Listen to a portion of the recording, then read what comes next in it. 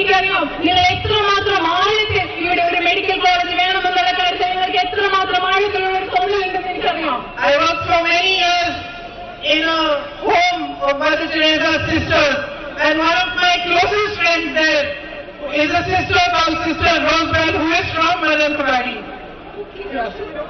She is from Malayalam. ഞാൻ mother തെരേസയുടെ sisters of charities എന്ന് പറയുന്ന സ്ഥാപനത്തിൽ ഒരുപാട് നാളുകൾ ജോലി ചെയ്തിട്ടുണ്ട്. അവിടെ എന്റെ അടുത്ത സുഹൃത്തായിരുന്ന ഒരു സിസ്റ്റർ എന്ന് പറയുന്ന സിസ്റ്റർ റോസ്ബെൽ മാനന്തവാടിയിൽ നിന്നുള്ള സിസ്റ്ററാണ്. And when she heard that I was standing from Wayanad, she called me to the home. I went to see her, and she told me, "You promised me one thing, Priyanka." So I said, "Yes, sister." She said, "You promised me that you will fight for that medical college, and however hard it is, you will not stop voicing our demand for it." And she told me that her mother was 29 years old when she passed away in the hospital here because the medical facilities were not available.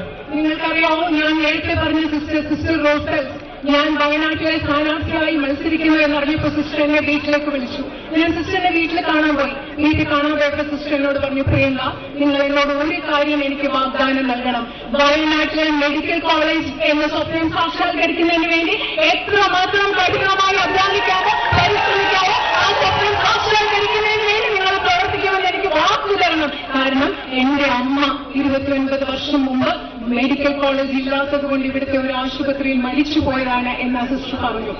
So I promised her, and I am promising you, that the fight Rahulji started to establish the medical college and its full facilities in Wayanad, here in Malantavadi, will be carried on by me. ഞാൻ ആ സിസ്റ്ററിന്റെ വാഗ്ദാനം നൽകിയതുപോലെ, ആ സിസ്റ്ററിന്റെ വാക്ക് കൊടുത്തതുപോലെ ഇന്ന് നിങ്ങൾക്ക് വാക്ക് നൽകുകയാണ്. ഇവിടെ medical college സ്ഥാപിക്കുന്നതിന് വേണ്ടി എന്റെ സഹോദരൻ തുടങ്ങിയ പരിശ്രമം അതിന്റെ പൂർത്തിയിലെത്തുന്നത് വരെ പരിശ്രമിക്കും എന്ന് ഞാൻ നിങ്ങൾക്ക് വാക്ക് നൽകുകയാണ്. My tribal brothers and sisters, you face so many difficulties too. There is a lack of basic facilities, drinking water facilities, and Rahulji did so much to provide housing and to help you to overcome these difficulties. എന്റെ ആദിവാസി സമൂഹത്തിൽപ്പെട്ട സഹോദരിമാരെ, നിങ്ങൾക്ക് ധാരാളം ശുദ്ധജലം ലഭ്യമാകുന്നതിനുള്ള പ്രശ്നങ്ങളുണ്ട്. മറ്റനവധി പ്രശ്നങ്ങൾ നേരിടുന്നുണ്ട്. രാഹുൽജി നിങ്ങളുടെ പ്രശ്നങ്ങളൊക്കെ പരിഹരിക്കാൻ വേണ്ടി അദ്ദേഹത്തിന് ആവുന്ന വിധം സഹായിച്ചിട്ടുണ്ട്, ചെയ്തിട്ടുണ്ട്. But more funding is needed for your housing. More job opportunities are needed. നിങ്ങൾക്ക് വീടുകൾ നിർമ്മിക്കുന്നതിന് വേണ്ടി കൂടുതൽ സാമ്പത്തിക സഹായം ആവശ്യമുണ്ട്. നിങ്ങൾക്ക് കൂടുതൽ തൊഴിലവസരങ്ങൾ ആവശ്യമുണ്ട്. Lack of access to medical facilities is such a big issue, to health facilities, education. Rahulji started the medical van. I will continue that, but I will also come to you and understand how we can fight so that your problems can be alleviated and you can have a better future. ആദിവാസി സമൂഹത്തിൽപ്പെട്ടവർക്ക് ആരോഗ്യ പരിരക്ഷണ സംവിധാനങ്ങളുടെ അഭാവമുണ്ട്. അതുപോലെ വിദ്യാഭ്യാസ സമ്പ്രദായങ്ങളുടെ അഭാവമുണ്ട്. Rahulji medical van ആരംഭിച്ചു. അതുപോലെ തന്നെ മറ്റെന്തൊക്കെ കാര്യങ്ങൾ നിങ്ങൾക്ക് വേണ്ടി ആരംഭിക്കാം എന്ന കാര്യത്തിൽ, എന്തൊക്കെ പരിഹാരം ഉണ്ടാക്കാം എന്ന കാര്യത്തിൽ നിങ്ങളോട് കണ്ട് സംസാരിക്കാൻ എനിക്ക് താല്പര്യമുണ്ട്.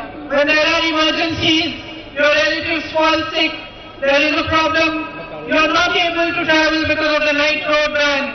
നിങ്ങൾക്ക് എന്തെങ്കിലും ഒരു അടിയന്തര ആവശ്യമുണ്ടാകുന്ന സന്ദർഭത്തിൽ, നിങ്ങളുടെ വീട്ടിൽ ആർക്കെങ്കിലും അസുഖമുണ്ടാകുന്ന സന്ദർഭത്തിൽ രാത്രി യാത്രാ നിരോധനം കാരണം പലപ്പോഴും നിങ്ങൾക്ക് യാത്ര ചെയ്യാൻ പറ്റാത്ത അവസ്ഥയാണുള്ളത്. And there is a massive traffic issue even on the Churam road, and alternate roads need to be found, like the Kunhome to Vilangad road. Sorry, my pronunciation, I will learn. ചുരം റോഡിലും അതുപോലെ തന്നെ ശ്രമിക്കണം. അതിന്റെ പലപ്പോഴും ഉച്ചാരണം കെട്ടിപ്പോയാൽ ശ്രമിക്കണം. പല റോഡിലും നിങ്ങൾക്ക് ഗതാഗത കുരുക്കിന്റെ ട്രാഫിക്കിന്റെ പ്രശ്നമുണ്ട്. അതിന് പകരം ബദൽ റോഡുകൾ ഉണ്ടാക്കേണ്ട ആവശ്യമുണ്ട്. And the conflict that you are facing because of the wild animals that come and destroy your crops and the loss of lives, I was shocked to hear how many lives have been lost. And this is also a problem that we need to work hard together to find a resolution for. വന്യജീവി മനുഷ്യ സംഘർഷം വയനാട്ടിലെ ഒരു വലിയ പ്രശ്നമാണ്. നിങ്ങളുടെ വിളകൾ നഷ്ടപ്പെടുന്നു. അതുപോലെ ഇവിടെ എത്രമാത്രം മനുഷ്യ ജീവനുകളാണ് അതിലൂടെ നഷ്ടപ്പെടുന്നതെന്ന് ഓർക്കുമ്പോൾ എനിക്ക് വലിയ ബുദ്ധിമുട്ടുണ്ട്. അതുകൊണ്ട് ഇതൊക്കെ പരിഹരിക്കാൻ ആവശ്യമായ മാർഗങ്ങൾ നമുക്ക് ഉണ്ടാകേണ്ട ആവശ്യമുണ്ട്. The Mandela program has greatly benefited your tribal community. The central government funding for it has reduced. And the jobs available through it have reduced. നിങ്ങൾക്കറിയാം, മഹാത്മാഗാന്ധി ദേശീയ ഗ്രാമീണ തൊഴിലുറപ്പ് പക്ഷേ കേന്ദ്ര ഗവൺമെന്റ് അതിനുവേണ്ട സാമ്പത്തിക സഹായം കുറച്ചിരിക്കുകയാണ്. We need to raise your voice in Parliament and other platforms to push the government to increase the funding again so that there is a better opportunity for you. നിങ്ങളുടെ ശബ്ദം ഇന്ത്യൻ പാർലമെന്റിലും മറ്റു വേദികളിലും ഉയർത്തണം. അതായത് മഹാത്മാഗാന്ധി ദേശീയ ഗ്രാമീണ തൊഴിലുറപ്പ് പദ്ധതിക്ക് ലഭ്യമാകുന്ന ഫണ്ടിംഗ് സാമ്പത്തിക സഹായം ഉയർത്തുന്നതിന് വേണ്ടി നമുക്ക് ശക്തമായ ശബ്ദം ഉയർത്തിയേ പറ്റൂ. The rainy season here continues much longer than in other places. And because of it, you have a lot of loss of your crop and your livelihood. അത് മറ്റ് സ്ഥലങ്ങളെ അപേക്ഷിച്ച് ഇവിടുത്തെ മഴക്കാലം കുറേ നീണ്ടു നിൽക്കുന്നതാണ്. അതുകൊണ്ട് നിങ്ങളുടെ വിളകൾക്ക് നാശമുണ്ടാകുന്നു. നിങ്ങൾക്ക് പല ബുദ്ധിമുട്ടുകളും ജീവനോപാധിക്ക് നിങ്ങൾക്ക് വലിയ തടസ്സങ്ങൾ നേരിടുന്നു. But the policies of the central government are such that they focus on waiving loans for all their rich businessmen friends. 16 lakh crores of rupees have been waived, but they don't help when they give you adequate compensation when you have such a loss of crop. പക്ഷേ കേന്ദ്ര ഗവൺമെന്റിന്റെ നയങ്ങൾ എങ്ങനെയാണ്? അവരുടെ അതിസമ്പന്നരായ വ്യവസായി സുഹൃത്തുക്കൾക്ക് 16 ലക്ഷം കോടിയുടെ കടങ്ങൾ വായ്പകൾ എടുത്ത് തള്ളുകയാണ്. പക്ഷെ നിങ്ങൾക്ക് നിങ്ങളുടെ വിള നഷ്ടം ഉണ്ടാകുമ്പോൾ നിങ്ങളെ സഹായിക്കാൻ കേന്ദ്ര ഗവൺമെന്റ് ഒന്നും ചെയ്യുന്നില്ല. My sisters and brothers, so much more can be done if we stand together and we fight together for your needs.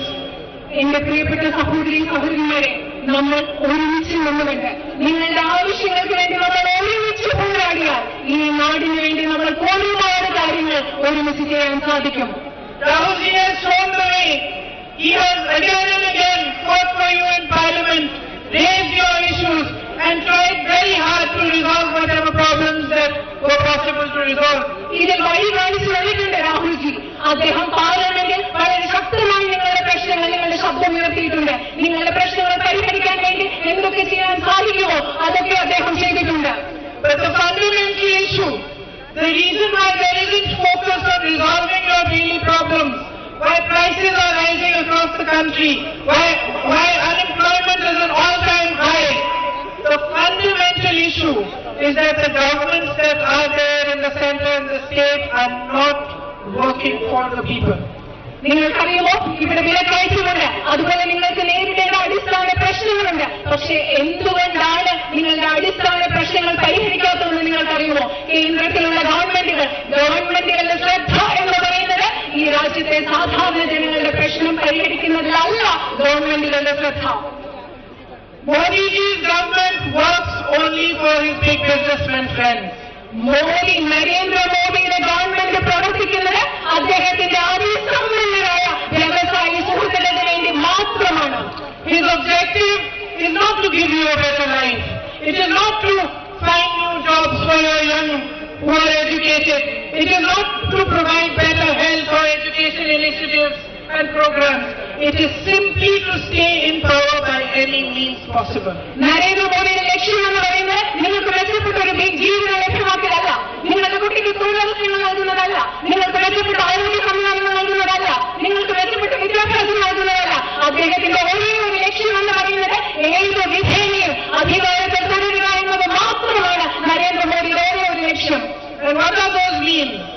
Those means are dividing you, spreading anger, spreading hatred amongst you. എന്താണ് നരേന്ദ്രമോദി അധികാരത്തിൽ തുടരാൻ ഉപയോഗിക്കുന്ന മാർഗങ്ങൾ? ഈ രാജ്യത്തെ ജനങ്ങളുടെ ഇടയിൽ ഭീഷണി, അവരുടെ ഇടയിൽ ദ്വേഷമുണ്ടാക്കുക, ജനങ്ങളുടെ ഇടയിൽ വൈരാഗ്യം പടർത്തുക, വിദ്വേഷം പടർത്തുക, ഭയം പടർത്തുക. ഇതാണ് നരേന്ദ്രമോദി അധികാരത്തിൽ തുടരാൻ ഉപയോഗിക്കുന്നത്. Taking your rights away from you, oppressing democratic institutions, taking your lands, giving them to big business people, taking your ports, airports, everything that rightfully belongs to the people of India and handing it to his friends. എന്താണ് അദ്ദേഹം ചെയ്യുന്നത്? ഈ രാജ്യത്തെ ജനങ്ങൾക്ക് ന്യായമായി അവകാശപ്പെട്ട ഭൂമി, നമ്മുടെ തുറമുഖങ്ങൾ, ഇങ്ങനെയുള്ള എല്ലാം ജനങ്ങളിൽ നിന്ന് എടുത്തു മാറ്റിയിട്ട് അദ്ദേഹത്തിന്റെ വ്യവസായികളായി സുഹൃത്തുക്കൾക്ക് കൈമാറ്റം ചെയ്യുക എന്നത് മാത്രമാണ് നരേന്ദ്രമോദി ചെയ്യുന്നത്. So my sisters and brothers, the fight that Rahul Gandhi has been fighting is your fight.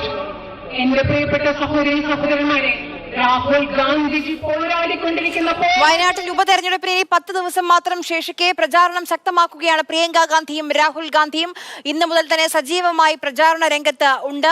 Rahul ഗാന്ധിയെ തന്റെ കുടുംബത്തിലെ അംഗങ്ങളായി വയനാട്ടിലെ ജനങ്ങൾ കണ്ടു. തന്നെയും അങ്ങനെ തന്നെ കാണണം എന്നുള്ള അഭ്യർത്ഥനയുമായാണ് പ്രിയങ്കയുടെ പ്രസംഗം തുടങ്ങുന്നത്.